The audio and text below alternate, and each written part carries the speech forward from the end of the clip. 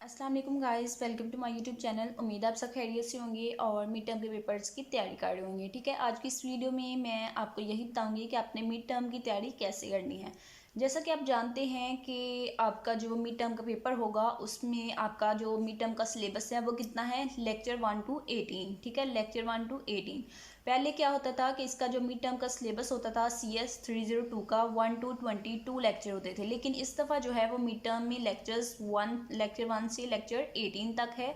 तो it's mean कि आपने जो है वो पुरानी वाली वीडियोस नहीं करनी प्रिपेयर, पुराने वाले पास पेपर्स जो हैं उनको प्रिपेयर नहीं करना, क्योंकि उसमें क्या है कि उसमें 1 से 22 लेक्चर्स तक MCQs होंगे, क्वेश्चंस होंगे। ठीक है, तो फिर क्या होगा कि आप 22 तक याद करते रहेंगे और पेपर में जाकर पता चलेगा कि ये तो नेक्स्ट वाले सिलेबस में से है। ठीक है, लेकिन आपका सिलेबस तो 18 लेक्चर तक है, तो इसलिए आपने क्या करना है, कम टाइम है तो कम टाइम में आपने जस्ट 18 लेक्चर वाला सिलेबस ही प्रिपेयर करना है। तो आज की इस वीडियो में मैं आपको जो है लेक्चर 1 to 18 तक MCQs जो हैं वो प्रोवाइड करूंगी, और ये लेक्चर वाइज MCQs होंगे, यानी कि लेक्चर 1 में, लेक्चर 2 में, लेक्चर 3 में, ठीक है, 18 तक जितने लेक्चर हैं, ठीक है, उन सब लेक्चर में जो जो MCQs बन रहे हैं, जो जो मोस्ट रिपीट होते हैं मिड टर्म के पेपर में, वो MCQs मैं आपको इस वीडियो में प्रोवाइड करूंगी, ताकि क्योंकि ये सब्जेक्ट जो है ये थोड़ा मुश्किल होता है CS 302।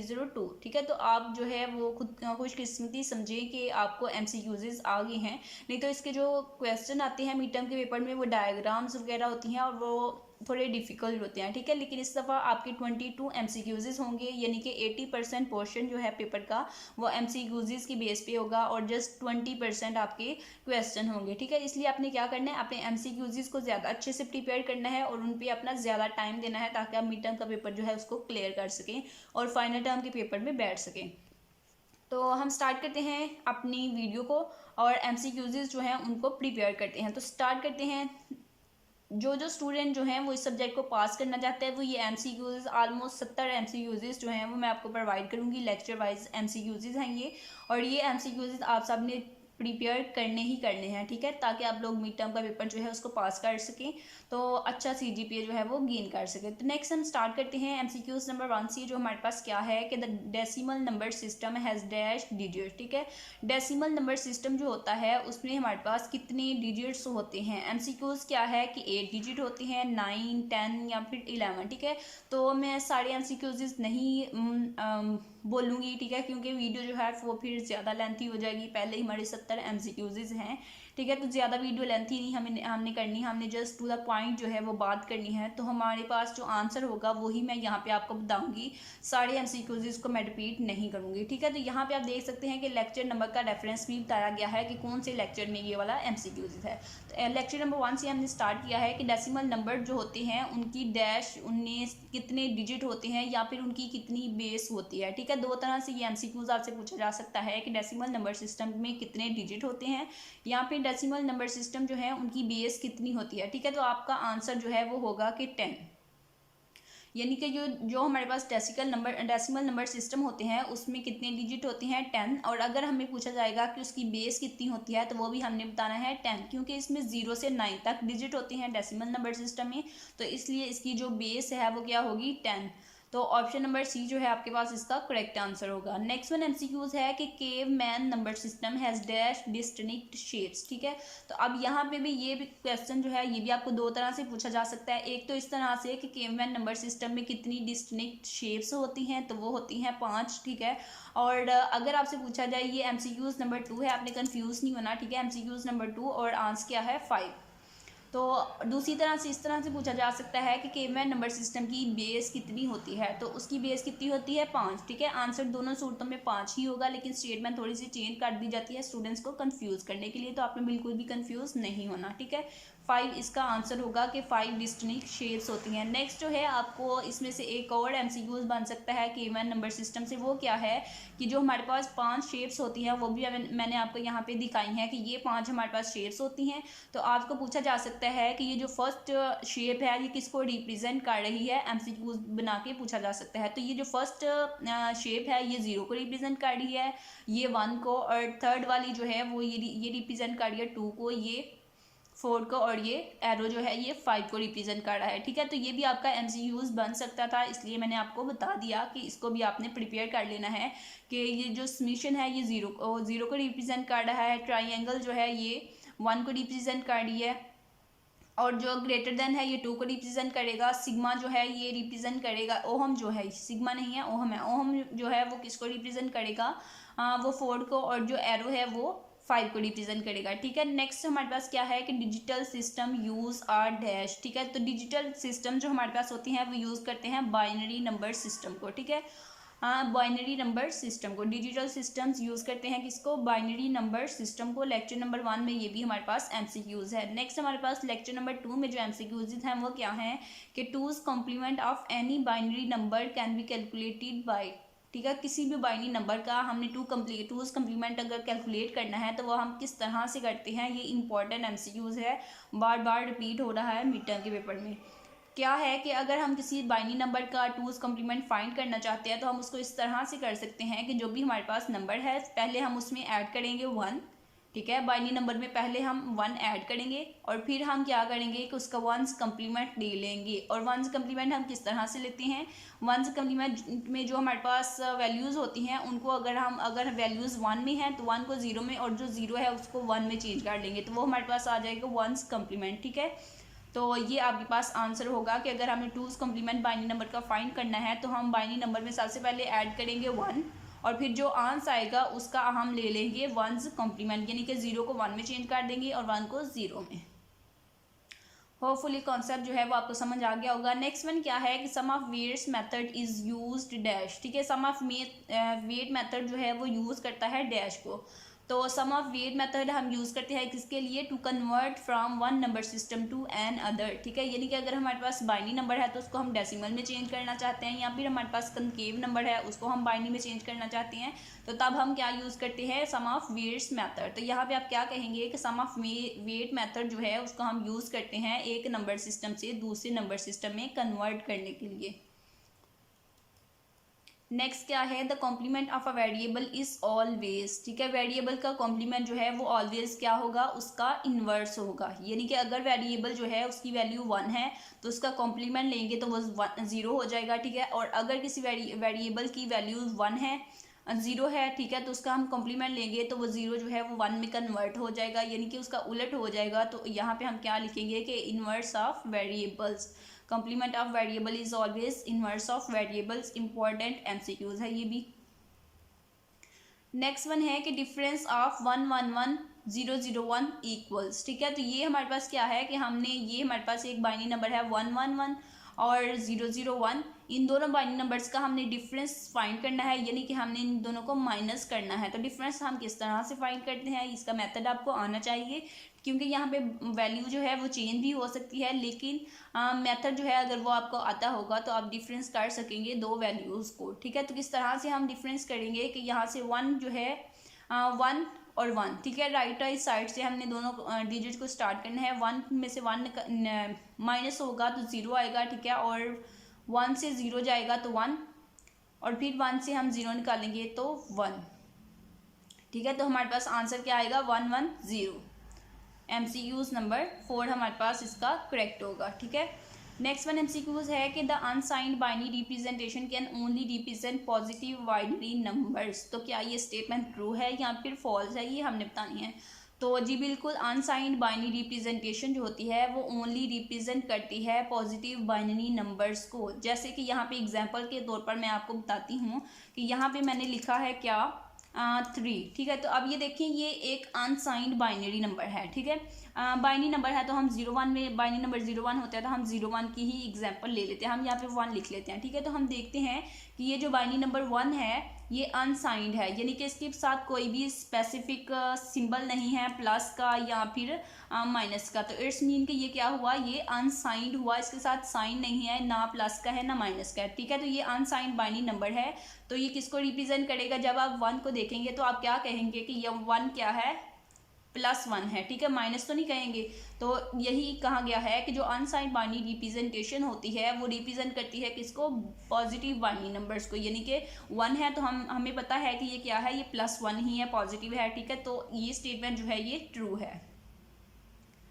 नेक्स्ट क्या है कि which of the following rules states that if one input of an and gate is always one the output is equal to the other input. ठीक है, तो यहाँ पे हमारे पास कुछ रूल्स हैं आपके लेक्चर नंबर 2 में, तो उसके अकॉर्डिंग हमें पूछा गया है कि कौन सा रूल जो है वो बता रहा है कि अगर एक इनपुट ऑफ एंड गेट की एक इनपुट 1 होगी तो आउटपुट की जो इनपुट होगी आउटपुट जो है वो इक्वल होगी दूसरी इनपुट के। ठीक है, तो वो हमारे पास किस में होगा, वो हमारे पास होता है A dot A equal to A. ठीक है, या A dot A equal to A, ये हमारे पास किस में होता है, ये हमारे पास होता है उसमें एंड गेट में। ठीक है, तो ये आपके पास इसका करेक्ट आंसर होगा। नेक्स्ट वन क्या है कि which of the number is not representative of hexadecimal system. ठीक है, तो कौन सा नंबर जो है वो हेक्साडेसिमल की रिप्रेजेंटेशन नहीं है। ठीक है, तो हेक्साडेसिमल की जो रिप्रेजेंटेशन नहीं है हमारे पास वो होगी ये वाला। ठीक है, एज,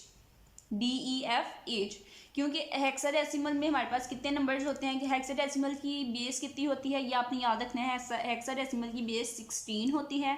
ठीक है, अगर आपको बेस पूछा जाए तो वो होती है 16, और इसमें नंबर्स कितने होते हैं, नंबर्स इसमें 0 से 15। ठीक है, तो 0 से 15 हमारे पास जो 10, 11, 12, 13 उसको हम किससे रिप्रेजेंट करते हैं, हेक्साडेसिमल में ABCDEF से। ठीक है, तो यहाँ पे ये देखें, यहाँ पे एज भी है, लेकिन एज हमारे पास हेक्साडेसिमल में नहीं होता है। हेक्साडेसिमल में हमारे पास जो नंबर्स होते हैं वो F तक होते हैं, F तक। ठीक है, तो इसलिए हमारे पास ये जो है ये हेक्साडेसिमल की रिप्रेजेंटेशन नहीं है, तो ये आंसर हमारा करेक्ट होगा। जो नेक्स्ट वन है कि which of the following is not a valid rule for Boolean algebra. Algebra के लिए कौन सा रूल जो है वो वैलिड नहीं है, तो ये वाला जो रूल है A equal to A prime, ये वैलिड रूल नहीं है। रूल्स जो हैं आपके हैंडआउट्स में गिवन है, वहाँ से आप देख सकते हैं कि A equal to A prime is not equal, यानी कि अगर A जो है वो 0 है तो इक्वल टू अगर A प्राइम यानी कि उसका इन्वर्स करना कि 0, A की वैल्यू 0 है तो उसको 1 कर दें, तो 0 इक्वल 1 इज़ नॉट, ये वैलिड रूल नहीं है। ठीक है, 0 जो है वो 1 के इक्वल नहीं होता, तो ये मीन कि हमारे पास ऑप्शन नंबर A जो है इसका करेक्ट आंसर होगा। नेक्स्ट वन है कि in the binary number 10011 the weight of most significant digit is. ठीक है, तो हमने बताना है मोस्ट सिग्निफिकेंट डिजिट जो है उसका वेट बताना है कितना है, तो उसका वेट कितना होगा 2 की पावर 4, 2 की पावर 4 जो है उसका वेट होगा। नेक्स्ट वन क्या है कि 2's कम्प्लीमेंट ऑफ 5 इज। 5 का हमने 2's कम्प्लीमेंट फाइंड करना है, तो किस तरह से फाइंड करेंगे, उसी मेथड से हमारे पास सबसे पहले हम देखेंगे कि हमारे पास 5 का बाइनरी नंबर क्या है। बाइनरी नंबर उसका राइट करके फिर हम उसमें 1 ऐड करेंगे। 1 ऐड करके जो आंसर आएगा उस आंसर को हम इन्वर्ट करेंगे, यानी कि उसका 1's कम्प्लीमेंट लेंगे। 1's कम्प्लीमेंट किस तरह से लेंगे, जो हमारे पास 0 बिट होगी उसको 1 में, और जो 1 होगा उसको 0 में हम कन्वर्ट कर देंगे। तो उसके अकॉर्डिंग हमारे पास जो करेक्ट आंसर होगा वो होगा हमारे पास 0101। ठीक है, ऑप्शन नंबर सी जो है हमारे पास इसका करेक्ट आंसर होगा। नेक्स्ट वन है कि 2's complement of hexadecimal number. ठीक है, तो ये जो 2's कम्प्लीमेंट फाइंड करना है ये तमाम स्टूडेंट्स को आना चाहिए, ये इंपॉर्टेंट MCQs होगा आपके मिड टर्म के पेपर में। ठीक है, तो ये आपके पास एक हेक्साडेसिमल नंबर है B708। ठीक है, तो इसको जस्ट ऑफ सबसे पहले आपने क्या करना है कि आपने यहाँ पे B की वैल्यू लिखनी है 7 की। ठीक है, 7 को बाइनरी में लिखना है, B को बाइनरी में लिखना है 0, तो 0 ही होता है। A को बाइनरी में लिखना है। बाइनरी में लिखने के बाद आपने क्या करना है, आपने इसमें 1 ऐड करना है। ऐड करके आपने इसका 1's कम्प्लीमेंट करना है इन्वर्ट करके, तो फिर उस वैल्यू को आपने हेक्सा में अगेन कन्वर्ट कर लेना है, तो आपके पास आंसर ये आ जाएगा। ठीक है, आंसर जो है वो आप याद कर लें इसका।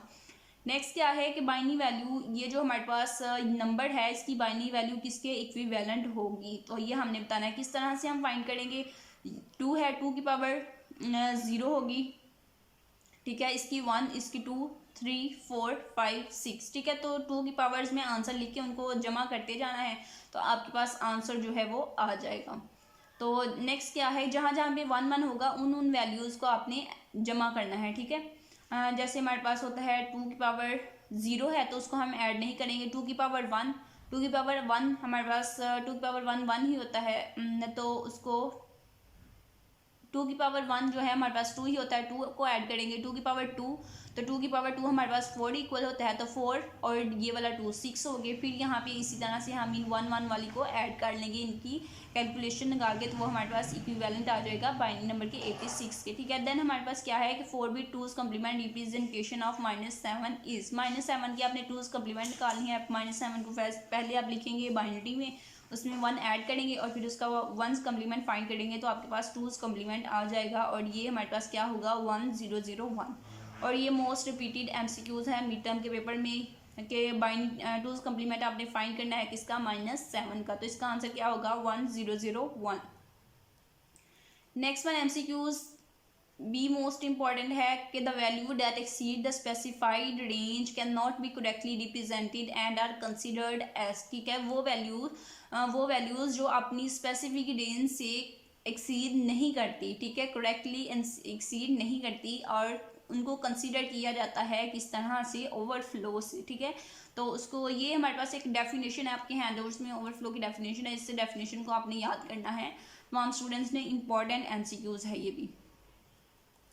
Next one also very important MCQs, if we multiply, ये दो हमारे पास नंबर्स हैं कि दो फ्लोटिंग पॉइंट नंबर्स हैं, इन दोनों को अगर हम मल्टीप्लाई करें तो by first converting them in floating point representation and then multiplying them, ठीक है। ये दो नंबर्स हैं हमारे पास, सबसे पहले इनको आपने फ्लोटिंग पॉइंट नोटेशन में कन्वर्ट करना है, फिर उसको मल्टीप्लाई करना है, तो फिर आपके पास वैल्यू ऑफ मेंटीसा क्या होगी, ठीक है। तो वैल्यू ऑफ मेंटीसा जो है वो 24 होगी, और 24 के बाद जो है वो फ्लोटिंग पॉइंट नोटेशन आएगी, यानी कि पॉइंट आएगा। तो ये एमसीक्यूज जो है ये आपके पास लेक्चर नंबर 3 में गिवन है, इसको आपने याद करना है, और ये बहुत ही इंपॉर्टेंट है और रिपीटेड एमसीक्यूज है, तमाम स्टूडेंट्स ने इस एमसीक्यूज को याद कर लेना है इसका आंसर, ठीक है। एज इट इज़ ये पूछा जाएगा आपसे, तो एज इट इज़ आपने इसको याद कर लेना है। नेक्स्ट वन क्या है कि the output of expression F equal है ए जमा बी जमा C will be logic dash, ठीक है। When A equal to 0, B equal to 1, C equal to 1, the symbol plus here represent or gate, ठीक है। तो और गेट जो है वो इन दोनों को क्या कर रहा है, यहाँ पे अप्लाई हो रहा है और गेट जो इनको जमा करेगा, ठीक है। तो और गेट में हमारे पास क्या होता है कि जब एक भी इनपुट जो है वो 1 हो जाएगी तो आंसर 1 आ जाएगा, ठीक है। लेकिन यहाँ पे अनडिफाइंड आएगा, क्यों,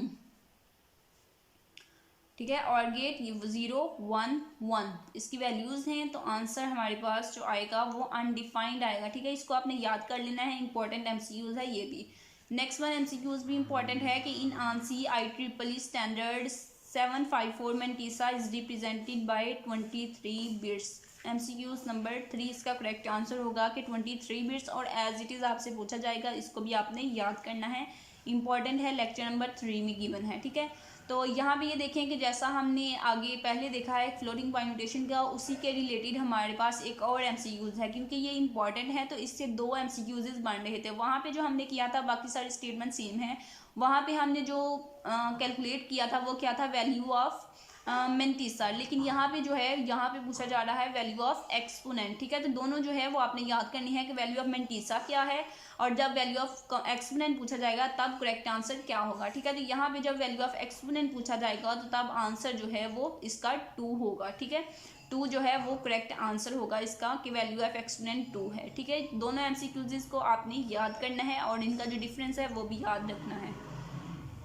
नेक्स्ट वन क्या है कि BCD code is a dash binary code. तो BCD कोड जो है वो एक 4 बिट बाइनरी कोड है, ये आपने याद रखना है कि BCD कोड जो है binary coded decimal BCD code जो है उसको वो कितने बिट है, वो 4 बिट डेसिमल बाइनरी कोड है, तो आप तमाम स्टूडेंट्स ने याद कर लें। नेक्स्ट वन क्या है कि grey code is not a positional code, क्या ये स्टेटमेंट ट्रू है या फिर फॉल्स, तो ये भी इंपॉर्टेंट है, रिपीटेड है।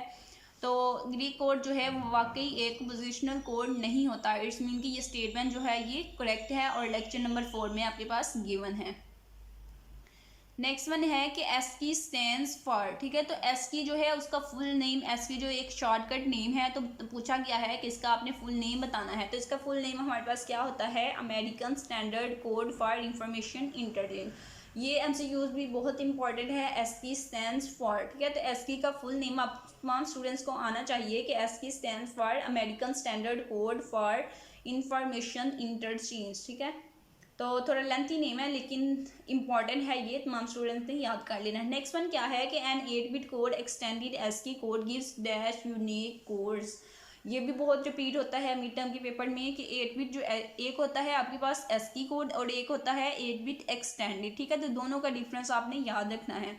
जब आपसे पूछा जाएगा कि 8-बिट कोड एक्सटेंडेड, जब उसमें एक्सटेंडेड का वर्ड यूज़ किया जाएगा तो तब उसकी कोड जो है वो कितने यूनिक कोड्स गिव करेगा, वो करेगा 256, ठीक है, 256। जब एक्सटेंडेड ASCII होगा तब कोड वैल्यूज़ कितनी होगी, 256, ये आपने याद रखना है। और अगर आपके पास ASCII code just ASCII code होगा और 7-बिट होगा तो वो कितनी वैल्यूज़ को रिप्रेजेंट करेगा, 127 को, ठीक है। दोनों MCQs में थोड़ा सा डिफरेंस है, इन दोनों को याद करना है और दोनों इंपॉर्टेंट है। क्या है कि अगर एक्सटेंडेड ASCII कोड होगा तो वो 8-बिट होगा और उसमें 256 वैल्यूज़ होंगी, और अगर ASCII कोड होगा तो वो 7-बिट होगा और उसमें यूनिक वैल्यूज़ कितनी होंगी, 127, ठीक है। इंपॉर्टेंट है दोनों। नेक्स्ट वन क्या है कि the decimal 8 is represented as dash using gray code, ठीक है। तो जो डेसिमल 8 होता है उसको ग्रे कोड में किससे रिप्रेजेंट किया जाता है, तो उसकी वैल्यू हमारे पास यहाँ पे गिवन है। 8 को हम रिप्रेजेंट करते हैं 1100। इंपॉर्टेंट MCQs है ये भी। नेक्स्ट वन क्या है कि BCD2 7 segment decoder has dash. तो जो BCD2 7 सेगमेंट डिकोडर होता है उसकी 4 इनपुट्स होती हैं और 7 आउटपुट्स होती हैं। इंपॉर्टेंट MCQs है और रिपीटेड है। BCD 7 सेगमेंट डिकोडर की 4 इनपुट्स होती हैं और 7 आउटपुट्स होती हैं। नेक्स्ट वन, ये MCQs भी एक बन रहा था, इसको भी मैंने राइट कर लिया, ठीक है, कि ये भी इंपॉर्टेंट है। क्या है कि ये आपसे पूछा जा सकता है कि फंडामेंटल गियर्स कितने हैं, तो आपने क्या कहना है कि फंडामेंटल गियर्स जो हैं वो 3 हैं, ठीक है। अगर आपसे पूछा जाएगा कि फंडामेंटल के गियर्स के नाम क्या हैं, तो आपने बताना है कि and, or and not gate, ठीक है। 2 MCQs यहाँ से बन रहे थे। नेक्स्ट वन है लेक्चर नंबर 5 में कि not gate can be use to perform the operation of and, or और नॉट गेट, कि जो हमारे पास नॉट गेट है, नॉट किससे बनता है, नॉट और ऑड को मिला के, नॉट और ऑड को मिला के नॉट गेट बना। तो नॉट गेट जो है वो एंड, ऑड और नॉट गेट तीनों के फंक्शन जो है परफॉर्म कर सकता है। तो ये स्टेटमेंट जो है ये फॉल्स है, ठीक है, ये फंक्शन इनके परफॉर्म नहीं कर सकता। नॉट है तो नॉट और ऑड को मिलाकर बना है, तो ये एंड का ऑपरेशन जो है वो कैसे परफॉर्म करेगा, ठीक है। तो ये स्टेटमेंट हमारे पास फॉल्स होगी। इंपॉर्टेंट MCQs है ये भी। नेक्स्ट वन है कि NAND gate output is low if. NAND gate जो है उसकी आउटपुट जो है वो लो कब होगी, जब उसकी तमाम इनपुट्स हाई होंगी, ठीक है। ऑप्शन नंबर बी इसका करेक्ट होगा कि नैंड गेट की आउटपुट जो है वो लो होगी जब उसकी तमाम इनपुट्स जो हैं वो हाई होंगी, ठीक है। इंपॉर्टेंट MCQs है। नेक्स्ट वन है कि not gate is formed by connecting. तो अब ये देखिए जो मैंने आपको ऊपर बताया कि नॉट गेट जो है वो किससे बना है, नॉट से और नॉट्स ऑड से, ठीक है। एन जो है वो रिप्रेजेंट कर रहा है नॉट गेट को और जो ऑड है वो रिप्रेजेंट कर रहा है ऑड गेट को। इट्स मीन के नॉट जो है वो कैसे बना है, ऑड गेट और नॉट गेट को मिला के। तो ये आपके पास करेक्ट आंसर होगा। नेक्स्ट है कि एक्सटेंडेड, यहाँ पे मैंने आपको पहले जो MCQs बताए थे ASCII वाले, उसमें मैंने बताया था कि आपको इस तरह भी पूछा जा सकता है कि एक्सटेंडेड ASCII कोड की कितनी बिट्स हैं, ठीक है। तो उसकी 8 बिट्स हैं। अगर जस्ट ASCII कोड होगा ASCII कोड तो उसकी 7 बिट्स होंगी, और अगर एक्सटेंडेड ASCII कोड होगा तो उसकी 8 बिट्स होंगी। याद रखना है, इंपॉर्टेंट MCQs है। नेक्स्ट वन है कि and gate performs a logical dash function. तो जो एंड गेट होता है वो लॉजिकल कौन सा फंक्शन परफॉर्म करता है, तो एंड गेट में हम मल्टीप्लिकेशन करते हैं, तो यहाँ पे हमारे पास क्या होगा कि एंड गेट जो है वो मल्टीप्लिकेशन का फंक्शन परफॉर्म करता है। नेक्स्ट वन है कि ऑड गेट परफॉर्म्स बूलियन। तो ऑड गेट जो है वो क्या करता है, ऑड गेट में हम एडिशन करते हैं, जमा करते हैं, तो हमारे पास आंसर क्या होगा कि ऑड गेट जो है वो एडिशन को परफॉर्म करता है। नेक्स्ट वन क्या है कि output of an and gate is 1 when, ठीक है। तो एंड गेट जो है उसकी आउटपुट 1 कब होगी, जब उसकी तमाम इनपुट्स जो हैं वो 1 होंगी तो उसकी आउटपुट भी 1 होगी, ठीक है। तो जब एंड गेट की इनपुट 1 होगी, तमाम इनपुट्स 1 होगी तो उसकी आउटपुट भी 1 होगी। ये इंपॉर्टेंट MCQs है, याद करना है तमाम स्टूडेंट्स ने। नेक्स्ट वन, ये भी इंपॉर्टेंट MCQs हैं। MCQs लेक्चर नंबर 7 से हैं। लेक्चर नंबर 6 और 7 से, दोनों इंपॉर्टेंट है। One advantage TTL has over CMOS is that TTL is, ठीक है, तो TTL जो होते हैं उसकी क्या डिसएडवांटेज है, नॉट सेंसिटिव, ठीक है, डिसएडवांटेज क्या है कि not sensitive to electrostatic discharge, ठीक है, और ये किसकी एडवांटेज है, CMOS की। ये आपने याद कर लेनी है तमाम स्टूडेंट्स ने, लेक्चर नंबर 6 में हमारे पास गिवन है ये MCQ। नेक्स्ट वन क्या है कि generally the power dissipation of dash devices remains constant throughout their operation, ठीक है, तो ये भी आपके पास बहुत ही इंपॉर्टेंट MCQs है और रिपीटेड है। तो इसका आंसर क्या होगा, TTL, ठीक है, generally the power dissipation of TTL devices remains constant throughout their operation. Next one है कि fan out is specified in terms of, तो यहाँ पे यूनिट लोड जो है वो हमारे पास इसका करेक्ट होगा कि fan out is specified in terms of unit loads. Next one MCQs है कि विच वन इज ट्रू, ठीक है, तो ये भी इंपॉर्टेंट है, विच वन इज ट्रू बहुत दफ़ा पूछा गया है, इवन कि ये मेरे पेपर में भी आया था जब मेरा ये सब्जेक्ट हुआ करता था, ठीक है, तो तब भी मेरे पास की MCQs पूछा गया था। तो इंपॉर्टेंट MCQs है क्या है कि power consumption of TTL is higher than CMOS, ये स्टेटमेंट जो है ये करेक्ट है कि CMOS की जो पावर कंज्यूमशन होती है वो लोअर होती है और TTL की पावर कंज्यूमशन जो है वो CMOS की निस्बत हायर होती है, ये स्टेटमेंट हमारे पास करेक्ट है और ऑप्शन नंबर A जो है वो करेक्ट है। अब आप कहेंगे कि मैम तो सब MCQs इसको कह रही हैं कि ये बहुत इंपॉर्टेंट है, बहुत इंपॉर्टेंट, लेकिन मैंने आपको ये बात जो है ये स्टार्टिंग में बताई थी कि वो MCQs मैं आपको बता रही हूँ, वो दिखा रही हूँ, प्रिपेयर करने के लिए दे रही हूँ, जो कि मोस्ट रिपीटेड है, बार बार पेपर में पूछे जा रहे हैं, वो MCQs मैं आपके साथ शेयर कर रही हूँ, ठीक है, इसलिए तमाम MCQs जो हैं वो इम्पॉर्टेंट हैं, तो इन तमाम को ही आपने करना है। नेक्स्ट वन क्या है कि CMOS 3.3V CMOS series is characterized by dash and dash as compared to 5V CMOS series, तो ये भी इंपॉर्टेंट MCQs है। तो इसका आंसर क्या होगा कि फास्ट स्विचिंग स्पीड और वेरी लो पावर डिसिपेशन, ठीक है, तो आपने ये याद रखना है कि फास्ट स्विचिंग स्पीड पहले लिखा होगा और वेरी लो पावर डिसिपेशन बाद में, ठीक है, इसका सीक्वेंस जो है ये याद रखना है कि पहले स्विचिंग स्पीड आएगी फास्ट और फिर low power dissipation. Option number 3 जो है आपके पास इसका करेक्ट आंसर होगा।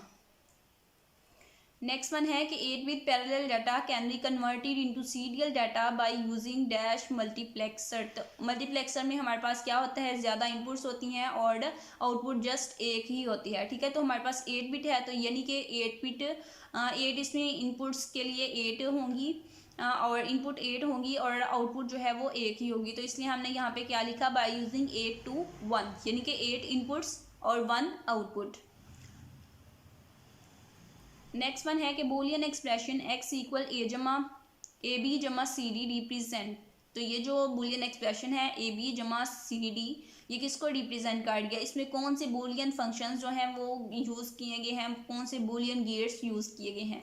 तो अब यहाँ पे ये देखें दरमियान में प्लस का साइन है, तो प्लस हम एडिशन किस में करते हैं, और गेट में, और यहाँ पे AB के दरमियान कोई सिंबल नहीं है, तो जब कोई भी सिंबल नहीं होता तो इन दोनों के दरमियान मल्टीप्लिकेशन हो रही है AB की, तो मल्टीप्लिकेशन हम एंड गेट में करते हैं। इट्स मीन कि हम क्या कर रहे हैं, हम 2 एंड गेट यूज़ कर रहे हैं, एक यहाँ पे AB के दरमियान और एक यहाँ पे CD के दरमियान, तो 2 एंड गेट हम यूज़ कर रहे हैं और एक जो है वो और गेट यूज़ कर रहे हैं, तो यहाँ पे हमारे पास करेक्ट आंसर होगा कि 2 एंड गेट और गेट जो है उसको हम यूज़ कर रहे हैं। नेक्स्ट वन क्या है, the expression dash is an example of commutative law for multiplication, ठीक है, तो कम्यूटेटिव लॉ जो मल्टीप्लिकेशन का होता है उसकी कौन सी यहाँ से एग्जांपल है, तो वो हमारे पास है option number C AB equal to BA, ठीक है, तो AB और BA के दरमियान मल्टीप्लिकेशन हो रही है और कम्यूलेटिव क्यों है, क्योंकि AB और BA जगह चेंज कर लें A और B के तो फिर भी आंसर सेम ही रहेगा, इक्वल ही रहेगा, ठीक है, तो इसलिए ये हमारे पास कम्यूलेटिव लॉ ऑफ मल्टीप्लिकेशन की एग्जांपल है, इंपॉर्टेंट MCQs है।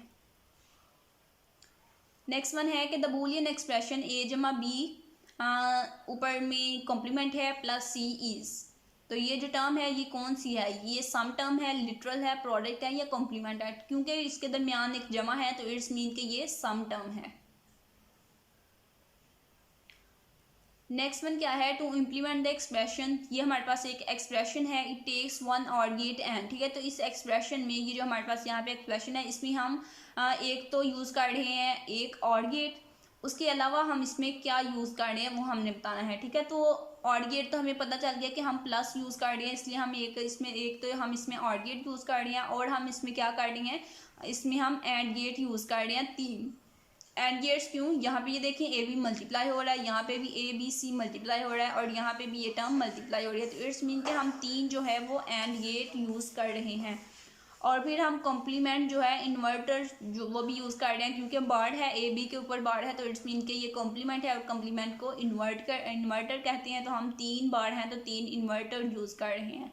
ये हमारे पास इसका करेक्ट आंसर होगा कि 3 एंड गेट्स और 3 इन्वर्टर्स।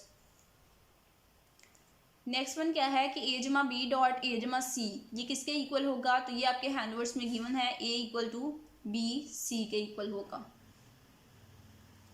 नेक्स्ट वन है कि हमने एग्जांपल बतानी है एसओपी एक्सप्रेशन की। तो एसओपी एक्सप्रेशन आपको पता होना चाहिए, एस रिप्रेजेंट कर रहा है सम को, ओ रिप्रेजेंट कर रहा है ऑफ को, और पी रिप्रेजेंट कर रहा है प्रोडक्ट को, यानी कि सम ऑफ प्रोडक्ट एक्सप्रेशन जो है वो हमने बतानी है, यानी कि उनके दरमियान सम ऑफ प्रोडक्ट का हम सम कर रहे हों तो वो हमने उसकी एक्सप्रेशन बतानी है। तो यहाँ भी ये देख सकते हैं एमसीक्यूज नंबर 3 में, ये देखें एक टर्म ये है और एक टर्म ये है, ठीक है। तो ये दोनों टर्म्स के दरमियान प्लस का साइन है, तो यानी कि इनमें सम है, एक सम टर्म ये है और एक सम टर्म ये है, और इन दोनों का हम क्या कर रहे हैं, दरमियान में कोई सिंबल नहीं है, तो हम इनका प्रोडक्ट ले रहे हैं। तो ये हमारे पास क्या होगा, सम ऑफ प्रोडक्ट, यानी कि सम टर्म्स थी हमारे पास 2, और उन दोनों को हम क्या कर रहे हैं, हम मल्टीप्लाई कर रहे हैं, प्रोडक्ट कर रहे हैं। तो ऑप्शन नंबर सी आपके पास करेक्ट आंसर होगा। उसके बाद नेक्स्ट है कि determine the value of A B C D that make sum term, ठीक है। तो ये हमारे पास एक्सप्रेशन है कि इस एक्सप्रेशन का आंसर जो है वो 0 कब होगा, जब ए बी सी की डी की वैल्यूज़ क्या होंगी, ठीक है। तो ए बी सी डी की वैल्यूज़ ये होंगी, और ये इंपॉर्टेंट एमसीक्यूज है, एज इट इज़ आपको पेपर में पूछा जाता है, तो इस वैल्यूज़ को आपने याद कर लेना है। नेक्स्ट वन है कि the binary value of 1010 is converted to the product term. तो ये हमारे पास अगेन एक प्रोडक्ट टर्म है, तो हमने बताना है कि ये जो बाइनरी वैल्यू 1010 है उसको कन्वर्ट टू प्रोडक्ट टर्म, उसको कन्वर्ट करें इस प्रोडक्ट टर्म में, तो इसको कन्वर्ट नहीं कर सकते, ठीक है। तो आपके पास आंसर क्या आएगा इसका, फॉल्स, ठीक है, फॉल्स इसका आंसर होगा। नेक्स्ट वन क्या है कि द बूलियन एक्सप्रेशन ए जमा बी सी इक्वल्स। तो ये जो आपके पास बूलियन एक्सप्रेशन है ये आपके हैंडआउट्स में गिवन है, आपने इनको एज इट इज़ याद करना है कि बूलियन एक्सप्रेशन ए जमा बी सी इक्वल होगी किसके, ए जमा बी और ए जमा सी, ठीक है। तो लेक्चर नंबर 8 में आपके पास ये गिवन है इंपॉर्टेंट एमसीक्यूज। नेक्स्ट वन क्या है कि आपके पास एक एक्सप्रेशन गिवन है, तो हमने बताना है कि ये कौन सी एक्सप्रेशन है, ठीक है। तो ये क्या है, ये हमारे पास डिस्ट्रीब्यूशन लॉ है। अब ये देखें ए जो है, ए को ए बी से भी मल्टीप्लाई हो रहा है और सी से भी, तो हम इनको लहदा लिख लिया हमने, ए डॉट बी और जमा ए डॉट सी। तो ए जो है वो डिस्ट्रीब्यूट हो गया बी और सी के दरमियान, तो इसलिए ये हमारे पास क्या है, ये हमारे पास डिस्ट्रीब्यूशन लॉ है, और ये लॉ आपके हैंडआउट्स में गिवन है लेक्चर नंबर 8 में। इन तमाम लॉज को आपने अपने हैंडआउट से चेक कर लेना है और इनको प्रिपेयर करके तो फिर पेपर देने जाना है, ठीक है। नेक्स्ट क्या है, according to De Morgan theorem, again हमारे पास डी मॉर्गन थ्योरम है। डी मॉर्गन थ्योरम में हम क्या करते हैं कि हम यहाँ पे हमारे पास क्या था, ए जमा बी जमा सी, इनके ऊपर होल बार था, और जब हम इस पर डी मॉर्गन लॉ अप्लाई करेंगे तो उससे क्या होगा कि ए का अलहदा बार होगा, बी का अलहदा और सी का अलहदा, ठीक है। तो ये हमारे पास आंसर हो जाएगा, तीनों का अलहदा बार। नेक्स्ट वन क्या है कि ये हमारे पास अगेन एक एक्सप्रेशन है, तो ये एक्सप्रेशन जो है ये किसकी है, तो ये एसोसिएशन की है, क्योंकि पहले ये देखिए हमने यहाँ पे इक्वल की दूसरी साइड में बी और सी को ब्रैकेट में है और दूसरी साइड पे ए और बी है, ठीक है। तो ये एसोसिएशन है, जिसको मर्जी हम ब्रैकेट में इधर इन दोनों को ब्रैकेट में काट दिया, बी सी को और इधर ए बी को, ठीक है। तो इससे आंसर जो है वो चेंज नहीं होगा, तो ये हमारे पास एसोसिएटिव लॉ होगा। और लॉज जो हैं उनको आपने अपने हैंडओवर से अच्छी तरह याद करके तो फिर जाना है। लेक्चर नंबर 8 में ये लॉज गिवन है। नेक्स्ट वन एमसीक्यूज क्या है कि non standard POS is converted into a standard POS by using the rule, ठीक है। यानी कि अगर एक हमारे पास non standard product of sum term है तो उसको हम कन्वर्ट करना चाहते हैं प्रोडक्ट ऑफ सम में, तो उसको हम किस रूल से कन्वर्ट करेंगे, तो उसके लिए हमारे पास जो रूल होगा वो होगा ये वाला, ठीक है, ए जमा ए बार इक्वल टू 1, ठीक है। तो आपने याद रखना है कि नॉन स्टैंडर्ड प्रोडक्ट ऑफ सम को हम कन्वर्ट कर रहे हैं प्रोडक्ट ऑफ सम में, ठीक है।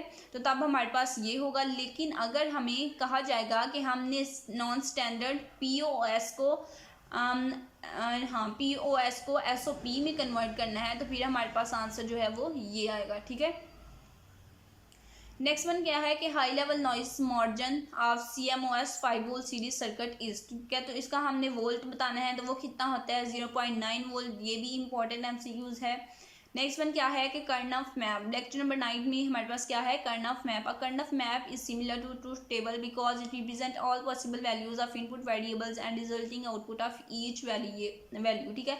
तो ये क्या है, ये हमारे पास एक डेफिनेशन है। तो ये डेफिनेशन आपने ट्रूथ टेबल की याद करनी है, कर्नफ मैप की, और ये हमारे पास ट्रू स्टेटमेंट है। तो ये इंपॉर्टेंट MCQs है कर्नफ मैप के अबाउट, अक्सर पेपर में पूछा जाता है, ठीक है। तो इसको आपने याद करना है as it is. Next one क्या है कि SOP expression is equal to 1, ठीक है। तो SOP एक्सप्रेशन जो है वो 1 के इक्वल कब होगी, जब 1 or more product terms in expression equal to 1, ठीक है।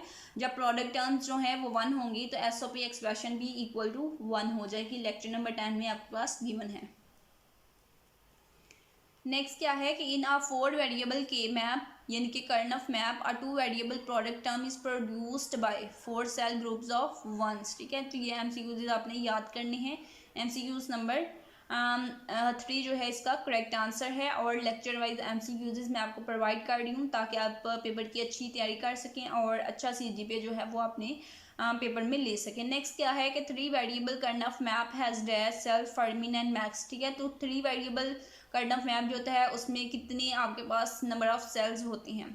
तो ये आपके पास 8 नंबर ऑफ सेल्स होते हैं। किस तरह से फाइंड कर सकते हैं, जो भी आपको यहाँ पे गिवन होगा। 3 वेरिएबल्स कहा गया है तो आपने 2 की पावर 3 करना है।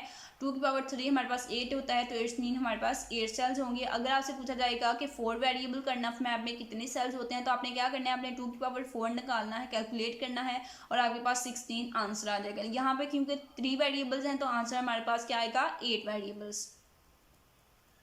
नेक्स्ट वन MCQs में हमें पूछा गया है कि 4 वेरिएबल। तो 4 वेरिएबल मैंने आपको बताया है किस तरह से हम चेक करेंगे। 2 की पावर 4 करेंगे तो हमारे पास आंसर आएगा 16। तो इट्स मीन हमारे पास 16 सेल्स होते हैं 4 वेरिएबल कर्नफ मैप में। नेक्स्ट वन है लेक्चर नंबर 11 में कि on a Karnaugh map grouping of zeros produce, ठीक है। तो जब हम कर्नफ मैप में जीरोस की ग्रुपिंग करते हैं तो वो हमारे पास एक POS यानी कि प्रोडक्ट ऑफ सम एक्सप्रेशन जो है वो प्रोड्यूस करते हैं। जब हम कर्नफ मैप पे जीरो की ग्रुपिंग करेंगे तो हमारे पास एक POS एक्सप्रेशन जो है वो बनेगी, और जब हम वंस की ग्रुपिंग करेंगे तो वो हमारे पास क्या बनाएगा, वो प्रोड्यूस करेगा SOP एक्सप्रेशन, ठीक है। दोनों लिहाज से आपने याद करना है। नेक्स्ट वन क्या है कि आप 5 वेरिएबल कर्नफ मैप, ठीक है। अगेन उसी तरह से हमने फाइंड करना है, कैसे कि हमने 2 की पावर 5 करना है तो आंसर हमारे पास 32 आएगा। तो इट्स मीन का 5 वेरिएबल कर्नफ मैप में हमारे पास कितने सेल्स होंगे, 32। नेक्स्ट वन MCQs, इसको आपने याद करना है, तो इम्पॉर्टेंट MCQs है ये। आपको पता होना चाहिए कि कंपैरेटर जो है उसकी 3 आउटपुट लेवल्स होते हैं। कौन कौन से, ये 3, ठीक है। तो ये 3 लेवल जो हैं कंपैरेटर की आपने याद करने हैं। ये MCQs में पूछा जाता है और इसको क्वेश्चन बना के भी पूछा जाता है कि कंपैरेटर की कितनी इनपुट्स हैं, ये भी कितनी आउटपुट्स हैं, ये भी आपको पूछा जा सकता है। कंपैरेटर की कितनी आउटपुट्स होती हैं, तो कंपैरेटर की 3 आउटपुट्स होती हैं। और अगर पूछा जाएगा कि कौन सी आउटपुट हैं, तो वो आपने यहाँ इस MCQs नंबर 3 को याद कर लेना है। नेक्स्ट वन है कि adjacent ones detector circuit will have active low output for the input. तो ये जो हमारे पास इनपुट है इसके लिए एडजेसेंट वंस डिटेक्टर सर्किट में एक्टिव लो आउटपुट होती है, ठीक है, 1010 के लिए। नेक्स्ट वन है कि circuit having a bubble at their output are consider to have a active low output. जी बिल्कुल ये ट्रू है, क्योंकि अगर आउटपुट में सर्किट जो है हमारे पास उसकी आउटपुट में बबल होगा, ठीक है, एक छोटा सा जीरो बना होगा, तो वो हमारे पास क्या होगा, वो हमारे पास एक्टिव लो आउटपुट को रिप्रेजेंट कर रहा होगा। तो ये स्टेटमेंट ट्रू है। तो लेक्चर नंबर 13 में ये हमारे पास MCQs जो है गिवन है। नेक्स्ट वन क्या है कि which gate is used best as a basic comparator, ठीक है। तो कौन सा गेट जो है वो बेस्ट रिप्रेजेंट करता है बेसिक कंपैरेटर को, तो वो हमारे पास होता है एक्सक्लूसिव ऑर, ठीक है। एक्सक्लूसिव ऑर जो है वो बेस्ट रिप्रेजेंट करता है बेसिक कंपैरेटर को। नेक्स्ट वन इंपॉर्टेंट MCQs हैं कि half adder logical circuit contains 2 XOR gates. तो ये फॉल्स है, ठीक है। हाफ एडर लॉजिकल सर्किट जो होता है हमारे पास उसमें 2 XOR गेट्स नहीं होते। तो नेक्स्ट वन क्या है कि half adder logical circuit contains dash XOR, ठीक है। तो यहाँ पे ये देखें ये फॉल्स है। और हमारे पास जो कितने XOR गेट्स होते हैं 1, ठीक है। नेक्स्ट MCQs में हमें पूछा गया है कि कितने XOR गेट होते हैं, तो हमारे पास 1 होते हैं, तो यहाँ पे हमें 2 कहा गया है। इट्स मीन कि ये स्टेटमेंट जो है ये रॉन्ग है। और करेक्ट आंसर हमारे पास क्या है कि हाफ एडर्ड लॉजिकल सर्किट में हमारे पास एक XOR गेट होता है, ठीक है। नेक्स्ट वन है कि फुल एडर। फुल एडर में हमारे पास कितनी इनपुट्स और कितने आउटपुट्स होती हैं, तो फुल एडर में हमारे पास 3 इनपुट्स होती हैं और 2 आउटपुट्स होती हैं।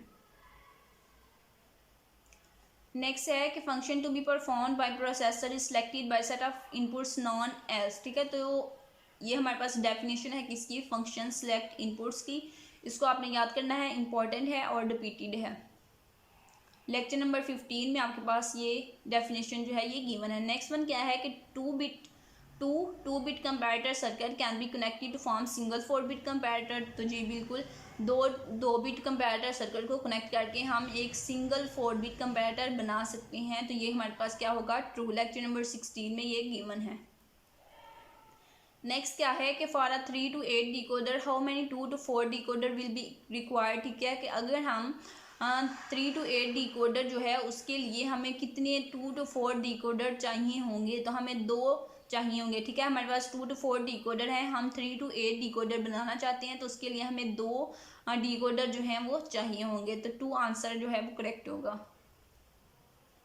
नेक्स्ट वन क्या है कि decimal to BCD। Decimal to BCD यानी कि 4 बिट होता है, BCD इज़ अ 4 बिट। तो यहाँ ये हमने पीछे MCQs में पढ़ा था कि BCD कितने बिट होता है, BCD 4 बिट होता है। नेक्स्ट वन भी इंपॉर्टेंट MCQs है ये वाला, ठीक है। तमाम स्टूडेंट्स ने इस MCQs को याद करना है कि the dash encoder is used as a keypad encoder. तो BCD टू डेसिमल डिकोडर जो है वो हम यूज़ करते हैं as a keypad encoder, BCD to decimal. Next one है using multiplexer as parallel to serial converter requires dash connecting to multiplexer. तो इसका जो करेक्ट आंसर है वो ये है। और इंपॉर्टेंट MCQs है ये भी, इसको भी तमाम स्टूडेंट्स ने याद करना है। लेक्चर नंबर 18 तक आपका मिड टर्म का सिलेबस था और ये लेक्चर नंबर 18 के ही हम MCQs जो हैं प्रिपेयर कर रहे हैं। नेक्स्ट ये 2-3 लाइंस हैं डेफिनेशंस के तौर पर, इनको आपने याद करना है MCQs के तौर पर। इतनी इंपॉर्टेंट नहीं है लेकिन फिर भी आप इनको देख लीजिएगा। ये MCQs बन रहे थे लेक्चर नंबर 18 में, तो मैंने आपके साथ इनको भी शेयर कर दिया, ठीक है।